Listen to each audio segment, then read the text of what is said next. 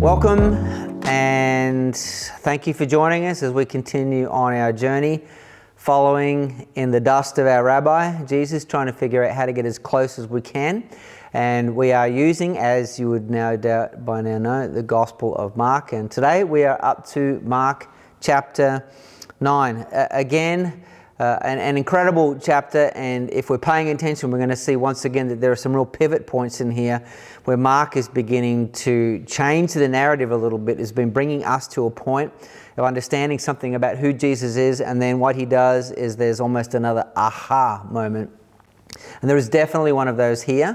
And remembering that Mark was the earliest of the Gospels, the first one that the church actually had access to. So the church was all over this in their first readings of this, trying to understand what it meant to be a people who were defined by the life and the mission of Jesus. So, Mark chapter 9, and let me encourage you once again, if you haven't read it to this point, to stop, read the chapter, and then continue on so that we can journey together through Mark chapter 9.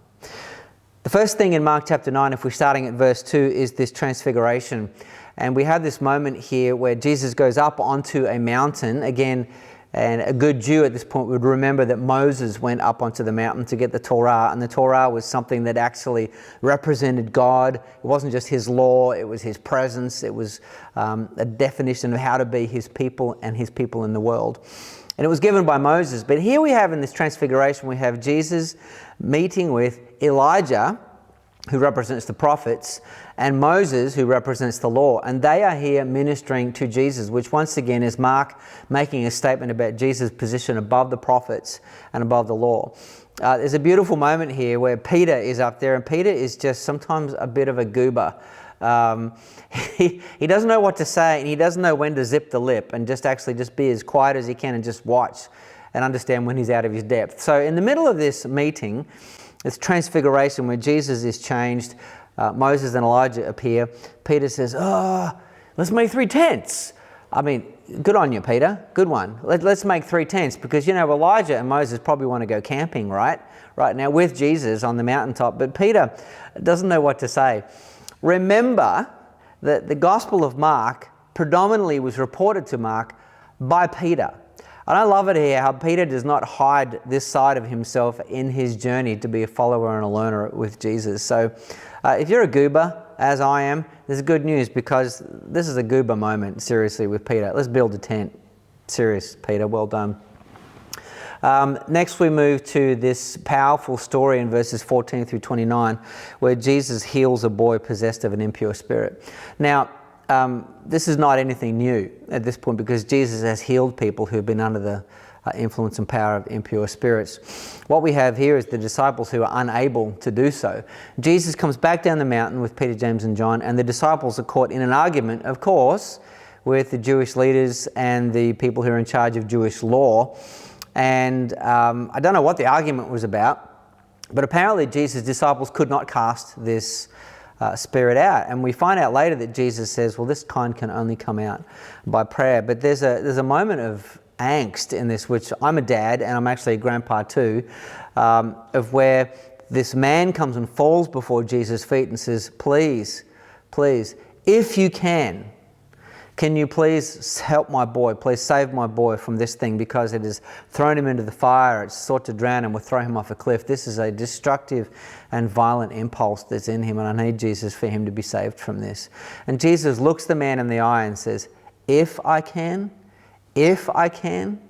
all things are possible for those who believe. And the man, I think at this point, probably senses his moment of opportunity slipping away, knowing that this could be the one and only opportunity that his boy ever has of living a normal life free of these violent impulses that were affecting him. I think probably just blurted out probably the most desperate thing he could think of at the moment, which was, I do believe, help me in my unbelief. And it's almost like he's saying, I do believe, help my unbelief. Let me translate that. What I think he's saying is, I want this to be true.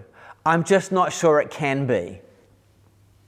And I don't know how many times I've prayed a prayer like that, where I've hoped, I wouldn't even call it faith.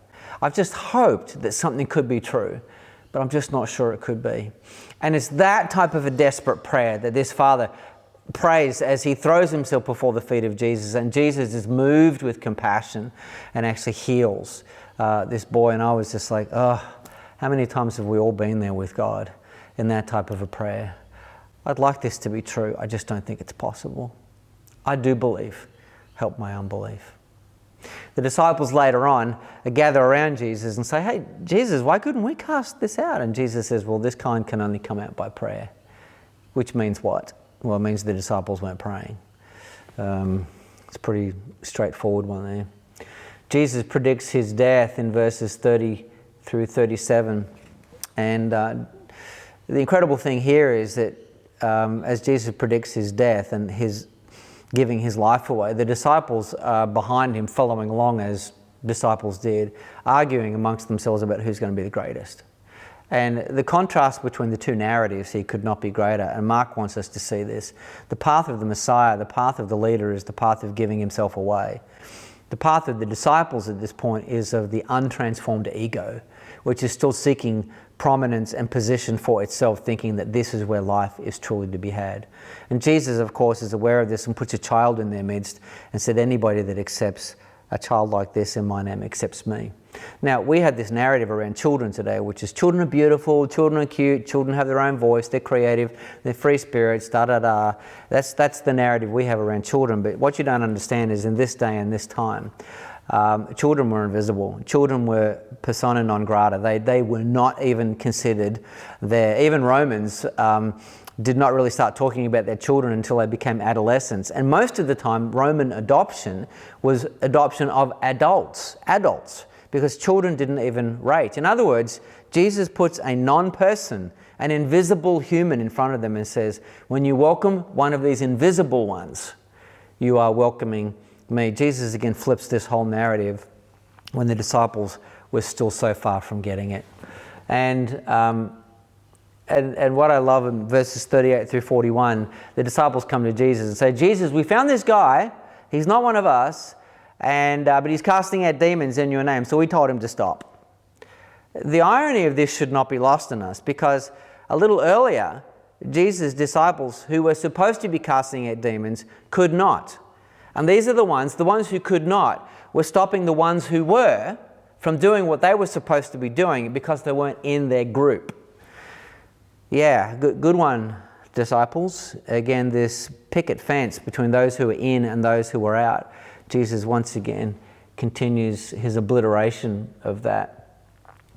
And then Jesus, in the last part of Matthew 9, talks in language of metaphor and says, if your eye causes you to sin, gouge it out. If your hands cause you to sin, cut them off. And there's this very violent imagery that he gives, but it's really a way of talking about the privilege and the priority of the spiritual life and the life of ethic, Christian ethic and relationship to one another.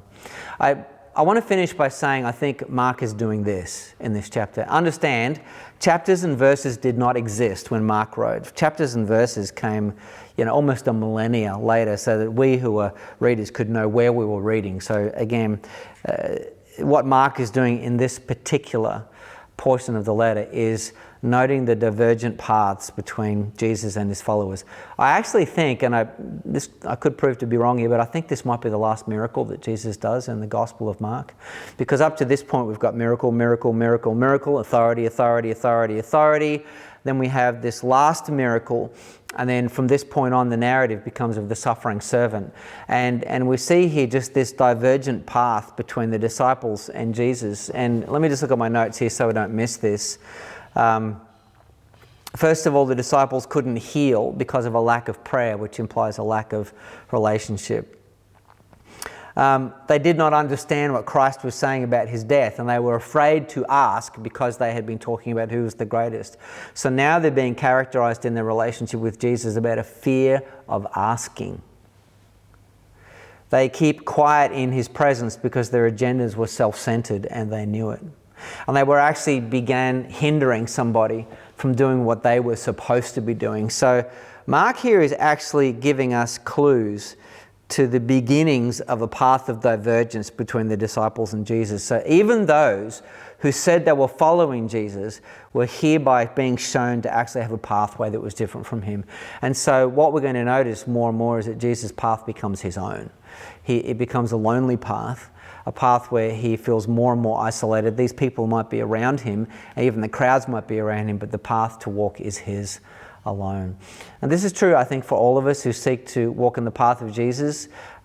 We love to walk in fellowship and we love to walk in community, but I think there are always going to be times where we sense that the pathway that we're walking is actually taking us away from people around us who we think should understand us. And this is the pathway sometimes that we're forced to walk. And for Jesus, it ended up, of course, at a cross, the ultimate death of self. So this is a very, very powerful chapter. I trust that you are challenged and blessed by it. I encourage you to pray through these things and see what the Spirit is saying to you through Mark chapter 9. We'll see you next week.